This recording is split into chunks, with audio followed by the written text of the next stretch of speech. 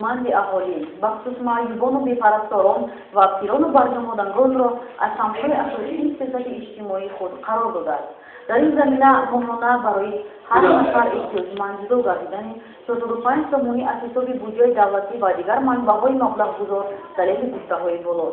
در دوره تطبیق اهداف سیاست اجتماعی بخشیده به روز بین‌المللی نابینایان امروز در جمعیت نابینایان مملکت محصول اسای سفید برگزار شد که در آن اعضای جمعیت و هنرمندان و نمایندگان تشکیلات بین‌المللی شرکت ورزیدند.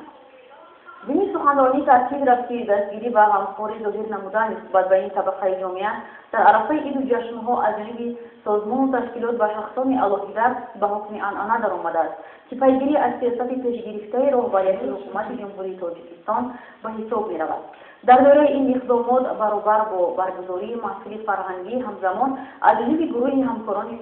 شرکت گوهسنت مقصدشان کمک نمودن به بشریت میباشد و مبلغ بیش از 5000 تومانی مواد غذایی کمک رسانیده شد. در آخر به اشتراکیان فعال محفل فرهنگی روز بین‌المللی نابینایان تحفه‌ها تقدیم کرده شدند.